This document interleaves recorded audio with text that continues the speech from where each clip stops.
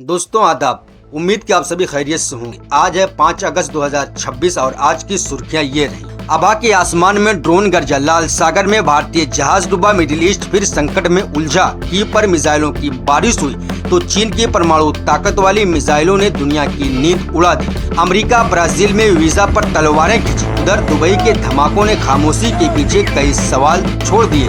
रमोन airport पर अमेरिकी विमानों का जमावड़ा बढ़ा तो जंग की तैयारी ने पूरे इलाके का तापमान बढ़ा दिया। स्ट्रेट ऑफ हॉर्मुज में समझौते की उम्मीद जगी, मगर तेल की आवाजाही और घाट की घटती ताकत ने खतरे की घंटी बजा दी। अब दुनिया की नजर इस सवाल पर, क्या बातचीत से बुझेगी जंग की ये आग या फिर मिसाइलों का शोर एक नया तूफान लाएगा? जानेंगे इस रिपोर्ट में। मैं रियाज अहमद और आप देख रहे हैं हमारा खास शो बातें दुनिया की। वीडियो में आगे बढ़ने से पहले मैं आपको बताना चाहूंगा कि मेरे 900 से ज्यादा सब्सक्राइबर हो चुके। जिन लोगों ने चैनल को सब्सक्राइब किया उनका बहुत बहुत शुक्रिया और मेरी दुआएं उन सभी लोगों के साथ। दोस्तों सबसे पहले बात करते हैं यमन की। दोस्तों मिडिल ईस्ट में तनाव लगातार बढ़ता जा रहा और अब यमन से एक ऐसी बड़ी खबर सामने आई, इसने सऊदी अरब की हवाई सुरक्षा और पूरे इलाके की सुरक्षा को लेकर नए सवाल पैदा कर दिए। रिपोर्ट के मुताबिक यमन की फौज ने सऊदी अरब के अबहा अंतर्राष्ट्रीय हवाई अड्डे पर बड़ा हमला करने का दावा किया है। कहा जा रहा है कि इस हमले में हवाई अड्डे के उस अहम सिस्टम को निशाना बनाया गया जिसे हवाई अड्डे की आंख कहा जाता है। जी हां दोस्तों, हम बात कर रहे हैं हवाई अड्डे के मुख्य रडार सिस्टम की। रिपोर्ट के मुताबिक यमनी फौज ने ड्रोन के जरिए अबहा हवाई अड्डे पर लगे मुख्य रडार को निशाना बनाया। दावा किया जा रहा है कि इस हमले के बाद रडार सिस्टम को काफी नुकसान पहुंचा और हवाई अड्डे के कामकाज पर असर पड़ा। अब यहाँ ये समझना जरूरी है कि आखिर रडार इतना अहम क्यों होता है। दोस्तों किसी भी हवाई अड्डे के लिए रडार बहुत जरूरी होता है। रडार की मदद से हवाई अड्डे के अधिकारी आसमान में उड़ रहे विमानों की जानकारी रखते हैं। इससे पता चलता है कि कौन सा विमान किस दिशा से आ रहा है और वो कितनी ऊंचाई पर उड़ रहा है और उसे किस रास्ते से सुरक्षित तरीके से हवाई अड्डे तक पहुंचाया जा सकता है। आसान लफ्जों में कहें तो रडार हवाई अड्डे की आंख की तरह काम करता है। जिस तरह इंसान अपनी आंखों से आसपास की चीजों को देखता है, उसी तरह रडार आसमान में मौजूद विमानों की जानकारी देता है। अगर किसी हवाई अड्डे का मुख्य रडार काम करना बंद कर दे या उसे भारी नुकसान पहुंच जाए तो उड़ानों की निगरानी और हवाई यातायात को संभालना मुश्किल हो सकता है। ऐसे हालात में हवाई अड्डे के अधिकारियों को कुछ उड़ानों को रोकना पड़ सकता है। कुछ विमानों की उड़ानों में देरी हो सकती है और कुछ विमानों का रास्ता बदलकर उन्हें दूसरे हवाई अड्डों की तरफ भेजा जा सकता है। रिपोर्ट में कहा गया कि अबहा हवाई अड्डे के मुख्य रडार को निशाना बनाए जाने के बाद हवाई अड्डे का काम प्रभावित हुआ और वहां उड़ानों की आवाजाही में परेशानी पैदा हुई है। हालांकि अभी तक सऊदी अरब की तरफ से इस बात की पूरी और साफ जानकारी सामने नहीं आई कि रडार सिस्टम को कितना नुकसान पहुंचा है। ये भी साफ नहीं है कि हवाई अड्डे को पूरी तरह बंद किया गया है या कुछ समय के लिए उड़ानों की आवाजाही रोकी गई है। लेकिन अगर मुख्य रडार सिस्टम पर हमला हुआ है तो ये सिर्फ हवाई अड्डे के कामकाज का मामला नहीं, इसका सीधा असर वहां मौजूद यात्रियों, हवाई अड्डों के कर्मचारियों और आने जाने वाली उड़ानों पर भी पड़ सकता है। अभी तक इस हमले में किसी के मारे जाने या घायल होने की कोई पक्की खबर सामने नहीं आई है, लेकिन हवाई अड्डे जैसे अहम ठिकानों को निशाना बनाया जाना अपने आप में बड़ी बात है। यमनी फौज ने कहा है कि ये कार्रवाई सऊदी अरब की तरफ से की जा रही सैन्य कार्रवाई के जवाब में की गई है। यमन और सऊदी अरब के बीच लंबे अरसे से तनाव और टकराव की स्थिति बनी हुई है। दोनों पक्षों के बीच पहले भी कई बार हमले और जवाबी हमले की खबरें सामने आती रही हैं। अबहा हवाई अड्डा पहले भी कई बार यमनी ड्रोन और मिसाइल हमलों का निशाना बन चुका है, इसलिए इस नए हमले को कोई अलग घटना नहीं माना जा रहा, बल्कि इसे दो देशों के बीच लंबे समय से चल रहे तनाव की एक नई और अहम कड़ी माना जा रहा है। यमनी फौज पहले भी दावा करती रही कि उसके पास ऐसे ड्रोन मौजूद हैं। यमनी फौज पहले भी दावा करती रही है कि उसके पास ऐसे ड्रोन और मिसाइल मौजूद हैं जो सऊदी अरब के अंदर मौजूद अहम ठिकानों तक पहुंच सकते हैं। अब इस नए हमले के बाद एक बार फिर सवाल उठ रहा है कि यमन की ड्रोन ताकत इतनी बढ़ चुकी है, अगर ड्रोन हवाई अड्डे के मुख्य रडार तक पहुंचा, उसे निशाना बनाने में कामयाब हुआ, तो ये सऊदी अरब की हवाई सुरक्षा के लिए भी चिंता की बात हो सकती है। वहीं दूसरी तरफ लाल सागर से भी एक बहुत बड़ी और गंभीर खबर सामने आई। रिपोर्ट के मुताबिक यमन के बंदरगाह शहर हुदैदा के पास एक भारतीय मालवाहक जहाज को मिसाइल या ड्रोन से निशाना बनाया गया है। बताया जा रहा है कि हमला बहुत जोरदार था और इस हमले के बाद जहाज को भारी नुकसान पहुंचा है। रिपोर्ट में यह भी दावा किया गया कि जहाज समुद्र में डूब गया। हालांकि अभी तक इस घटना के बारे में कई जरूरी बातें साफ नहीं हुई। ये जानकारी सामने नहीं आई कि जहाज में कितने लोग मौजूद थे, जहाज पर कौन कौन सा सामान लाया जा रहा था, जहाज के सभी कर्मचारी सुरक्षित हैं या नहीं, और क्या जहाज के डूबने के बाद किसी को बचाया गया। इन सवालों पर अभी कोई साफ और पक्की जानकारी नहीं आई। सबसे बड़ा सवाल यह है कि इस हमले की जिम्मेदारी किसने ली। फिलहाल किसी भी पक्ष ने खुलकर इस हमले की जिम्मेदारी नहीं ली, लेकिन लाल सागर और बाब अल मंदेब के आसपास भारतीय फौजी गतिविधियों को देखते हुए शक की निगाह हूती लड़ाकों की तरफ जा रही है। हूती लड़ाके पिछले कुछ समय से लाल सागर में अपनी विधियां बढ़ा रहे। उन्होंने सऊदी अरब उसके साथ खड़े देशों के जहाजों के खिलाफ समुद्री रोक लगाने की बात भी कही है। इस वजह से ये संभावना जताई जा रही कि भारतीय मालवाहक जहाज पर हुए हमले के पीछे हूती लड़ाकों का हाथ हो सकता है। लेकिन दोस्तों, जब तक कोई संगठन या पक्ष इस हमले की जिम्मेदारी नहीं लेता और कोई पक्की जानकारी सामने नहीं आती, तब तक इसे सिर्फ एक संभावना या रिपोर्ट के तौर पर ही देखा जाना चाहिए। दोस्तों, अब आगे इस वीडियो में बात करते हैं रूस और यूक्रेन के बीच जारी उस जंग की जिसने कई सालों से पूरी दुनिया की चिंता बढ़ा रखी है। यूक्रेन की राजधानी कीव से एक बार फिर जोरदार धमाकों की खबर सामने आई है। रिपोर्ट के मुताबिक 5 अगस्त की आधी रात के बाद कीव के कई इलाकों में तेज धमाकों की आवाज सुनाई दी। जैसे ही धमाकों की आवाज आई, कई शहर में डर और अफरा तफरी का माहौल बन गया। रिपोर्ट के मुताबिक रूस ने कीव की तरफ बैलिस्टिक मिसाइलों से हमला किया। बैलिस्टिक मिसाइलें बहुत तेज रफ्तार से चलने वाली मिसाइलें होती हैं।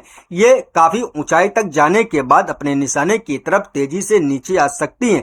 इसी वजह से ऐसी मिसाइलों को रास्ते में रोकना आसान नहीं होता। जैसे ही रूसी हमले की जानकारी सामने आई, यूक्रेन की वायुसेना ने राजधानी में चेतावनी जारी कर दी। लोगों को सावधान रहने और सुरक्षित जगहों पर जाने के लिए कहा गया। कई इलाकों में हवाई हमले का सायरन बजने की खबरें भी सामने आई। सायरन बजते ही लोग अपने घरों से निकलकर सुरक्षित जगहों और भूमिगत ठिकानों की तरफ जाने लगे। दोस्तों, वहीं दूसरी तरफ रूस और यूक्रेन की जंग के बीच अब चीन से भी एक बड़ी खबर सामने आई।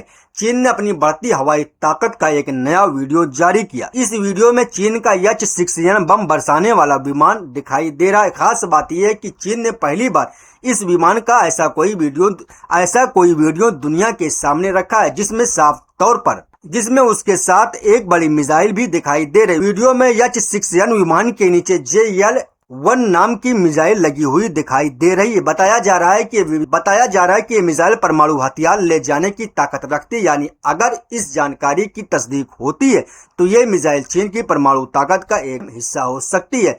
रिपोर्ट में इस मिसाइल की मार करीब 8000 किलोमीटर बताई जा रही है। अगर इसकी मार इतनी दूर तक है तो मिसाइल चीन से काफी दूर मौजूद ठिकानों तक पहुंच सकती है। दोस्तों, बात करते हैं अमेरिका और ब्राजील के बीच बढ़ते तनाव की। दोनों देशों के रिश्ते में पहले से ही कुछ मुद्दों को लेकर खटास चल रही थी, लेकिन अब एक नए कूटनीतिक विवाद ने हालात को और ज्यादा खराब कर दिया है। रिपोर्ट के मुताबिक ट्रम्प प्रशासन ने अमेरिका में मौजूद ब्राजील के राजदूत का वीजा रद्द कर दिया। अमेरिका की इस कार्रवाई को ब्राजील के उस फैसले का जवाब माना जा रहा है जिसमें ब्राजील ने 2 अमेरिकी राजनयिकों को अपने देश का वीजा देने से इनकार कर दिया था। बताया जा रहा है कि ये दोनों अमेरिकी राजनयिक ब्राजील में होने वाले चुनाव से पहले वहां जाना चाहते थे, लेकिन ब्राजील ने उन्हें अपने देश में आने की इजाजत नहीं दी। ब्राजील की तरफ से इस दौरे को लेकर चिंता जताई गई। वहां ये माना गया कि चुनाव से पहले अमेरिकी राजनयिकों का आना देश के अंदरूनी मामलों में दखल के तौर पर देखा जा सकता है। दोस्तों, किसी भी देश के चुनाव के समय दूसरे देश के अधिकारियों या राजनयिकों की गतिविधियों को बहुत संवेदनशील माना जाता है। कई बार किसी विदेशी अधिकारी का दौरा सिर्फ सामान्य कूटनीतिक मुलाकात होता है, लेकिन अगर वो दौर चुनाव के करीब हो तो उस पर कई तरह के सवाल खड़े हो सकते हैं। ब्राजील को शायद ये चिंता रही हो कि चुनाव से पहले अमेरिकी राजनयिकों की मौजूदगी से देश के राजनीतिक माहौल पर कोई असर पड़ सकता है। इसी वजह से ब्राजील ने दोनों अमेरिकी राजनयिकों को वीजा देने से इनकार कर दिया, लेकिन अमेरिका ने इस फैसले को सामान्य मामला नहीं माना।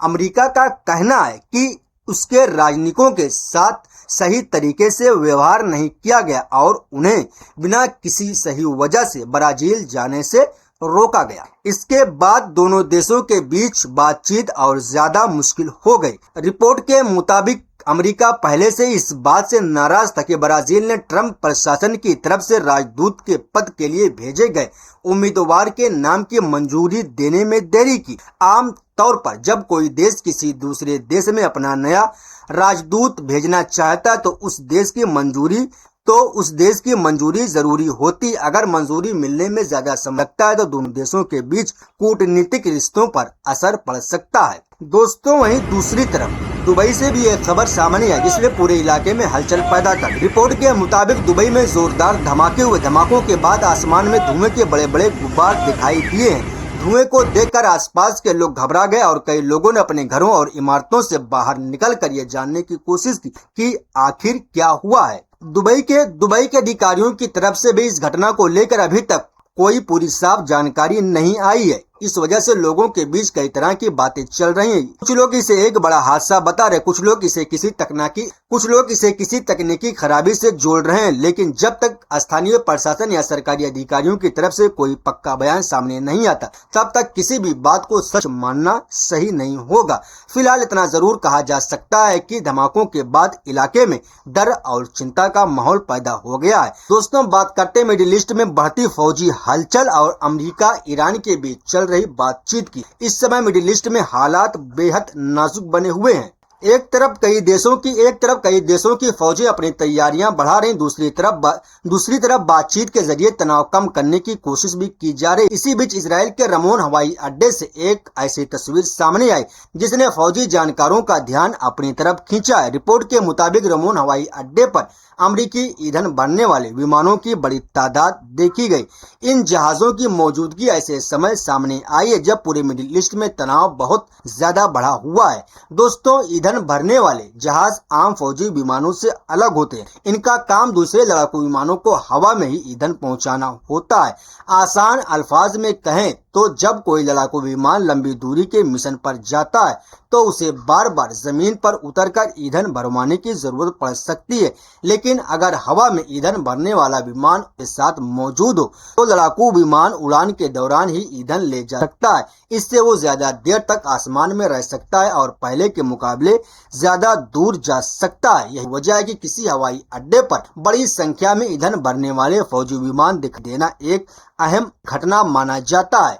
रमोन हवाई अड्डे पर अमेरिकी विमानों की इतनी बड़ी मौजूदगी को देखकर कई तरह के सवाल उठने लगे। कुछ जानकारों का मानना है कि अमेरिका और इजराइल किसी बड़े फौजी अभियान की तैयारी कर रहे हो सकते हैं। वहीं कुछ लोगों का कहना है कि ये अमेरिका और इजराइल की वायुसेना के बीच चल रहे किसी साझा अभ्यास का हिस्सा भी हो सकता है। लेकिन दोस्तों, अभी तक अमेरिका या इजराइल की तरफ से इस बारे में कोई साफ और पक्की जानकारी नहीं दी गई है, इसलिए ये कहना जल्दबाजी होगा कि ये विमान किसी नए हमले की तैयारी कर रहे हैं। फिलहाल इतना ही कहा जा सकता है कि रमोन हवाई अड्डे पर अमेरिकी फौजी विमानों की बड़ी मौजूदगी देखी गई है और इस गतिविधि पर पूरी दुनिया भर की नजरें बनी हुई हैं। अब सबसे बड़ा सवाल ये है कि वे विमान किस काम के लिए वहां पहुंचे हैं। क्या वो किसी संभावित फौजी कार्रवाई की तैयारी है? क्या अमेरिका और इजराइल कोई बड़ा हवाई अभ्यास कर रहे हैं या फिर इन विमानों को किसी दूसरे इलाके में भेजने से पहले रमोन हवाई अड्डे पर कुछ समय के लिए रखा गया है? इन सवालों का जवाब अभी सामने नहीं आया है। इसी बीच अमेरिका और ईरान के बीच बातचीत को लेकर भी एक बड़ा बयान सामने आया। अमेरिकी विदेश मंत्री मार्को रूबियो ने कहा कि ईरान से जुड़ी बातचीत में कुछ आगे बढ़ने के इशारे मिले। उन्होंने कहा कि बातचीत में प्रगति हुई है, लेकिन अभी तक कोई आखिरी फैसला नहीं हुआ। रूबियो ने उम्मीद जताई कि बहुत जल्द इस बातचीत का कोई नतीजा सामने आ सकता है। दोस्तों, इस समय सबसे बड़ी चर्चा स्ट्रेट ऑफ हॉर्मुज को लेकर हो रही। स्ट्रेट ऑफ हॉर्मुज समुद्र का एक बहुत अहम और संकरा रास्ता है। ये रास्ता खाड़ी के देशों को दुनिया के दूसरे समुद्री इलाकों से जोड़ता है। सऊदी अरब, इराक, कुवैत, संयुक्त अरब अमीरात और दूसरे खाड़ी देशों का बड़ी मात्रा में तेल इसी रास्ते से दुनिया के अलग अलग देशों तक पहुंचता है। मार्को रूबियो ने यह भी कहा कि इस समय तेल के जहाज स्ट्रेट ऑफ हॉर्मुज से गुजर रहे हैं, यानी फिलहाल ये रास्ता पूरी तरह बंद नहीं है, लेकिन इस रास्ते पर तनाव और खतरा अभी भी बना हुआ है। इसलिए अमेरिका और उसके साथ खड़े देश चाहते हैं कि जहाजों की आवाजाही को सुरक्षित बनाया जाए। रूबियो के मुताबिक बातचीत में ओमान भी अहम भूमिका निभा रहा। ओमान पहले भी कई बार अमेरिका और ईरान के बीच बातचीत कराने में मदद करता रहा है। ओमान के ईरान और अमेरिका दोनों के साथ रिश्ते रहे हैं। इसी वजह से जब दोनों देशों के बीच सीधे बातचीत करना मुश्किल होता है तो ओमान कई बार बीच में बातचीत का रास्ता तैयार करता है। इस बार स्ट्रेट ऑफ हॉर्मुज से जुड़े मामलों में ओमान को एक अहम मध्यस्थ के तौर पर देखा जा रहा है। वहीं दूसरी तरफ एक रिपोर्ट में दावा किया गया कि अमेरिकी सेना के थाट हवाई सुरक्षा सिस्टम की करीब 80% क्षमता खत्म हो चुकी है। दोस्तों, थाट एक आधुनिक हवाई सुरक्षा सिस्टम, इसका इस्तेमाल दुश्मन की बैलिस्टिक मिसाइलों को हवा में रोकने और नष्ट करने के लिए किया जाता है। अगर किसी देश की तरफ से बैलिस्टिक मिसाइल दागी जाती है तो थाट सिस्टम उसे रास्ते में पहचानने और रोकने की कोशिश करता है। ये सिस्टम अमेरिका और उसके साथ खड़े देशों की हवाई सुरक्षा का अहम हिस्सा माना जाता है। अगर रिपोर्ट में किया गया 80% क्षमता खत्म होने का दावा सही साबित होता है तो ये अमेरिका के लिए बहुत बड़ी चिंता की बात हो सकती है, क्योंकि मिडिल ईस्ट में मिसाइल और ड्रोन हमलों का खतरा लगातार बना हुआ है। ऐसे में हवाई सुरक्षा सिस्टम की क्षमता कम होना सुरक्षा के लिए बड़ी मुश्किल पैदा कर सकता है। दोस्तों, अब अगर इन सभी खबरों को एक साथ दें तो मिडिल ईस्ट से एक बड़ी तस्वीर सामने आती है। एक तरफ इजराइल के रमोन हवाई अड्डे पर अमेरिकी ईंधन भरने वाले विमानों की बड़ी मौजूदगी दिखाई दे रही, दूसरी तरफ अमेरिका ईरान के बीच स्ट्रेट ऑफ हॉर्मुज पर लेकर बातचीत हो रही है। वहीं इराक लगातार स्ट्रेट ऑफ हॉर्मुज के रास्ते बड़ी मात्रा में तेल भेज रहा और दूसरी तरफ अमेरिकी हवाई सुरक्षा सिस्टम की क्षमता कम होने का भी दावा सामने आया। यानी एक तरफ फौजी तैयारियां चल रही, दूसरी तरफ बातचीत के जरिए तनाव कम करने की जा रही और तीसरी तरफ तेल का कारोबार भी जारी है। और सबसे बड़ा सवाल ये है कि क्या अमेरिका और ईरान स्ट्रेट ऑफ हॉर्मुज को लेकर किसी समझौते पर पहुंच पाएंगे? क्या इस समझौते से समुद्री रास्ते पर जहाजों की आवाजाही सुरक्षित रह पाएगी? क्या इसके बाद दोनों देशों के बीच परमाणु मामले पर भी बातचीत आगे बढ़ेगी, या फिर फौजी तैयारियां और बढ़ते तनाव किसी नए टकराव की तरफ इशारा कर रहे हैं? इन सवालों का जवाब आने वाले दिन देंगे, लेकिन फिलहाल इतना साफ है कि मिडिल ईस्ट में बातचीत और फौजी तैयारियां दोनों एक साथ चल रही हैं। एक तरफ समझौते की उम्मीद होती दिखाई दे रही, दूसरी तरफ बड़े फौजी विमान और हवाई सुरक्षा से जुड़ी खबरें चिंता बढ़ा रही हैं। अब पूरी दुनिया की नजर स्ट्रेट ऑफ हॉर्मुज पर होने वाली बातचीत और अमेरिका ईरान के अगले कदम पर टिकी हुई है। दोस्तों, जैसे इस मामले पर कोई नई और पक्की जानकारी सामने आएगी, हम आप तक पहुंचाने की कोशिश करेंगे। अभी के लिए बस इतना ही। मिलते हैं अगली वीडियो। अपना ख्याल रखिएगा। अल्लाह हाफिज।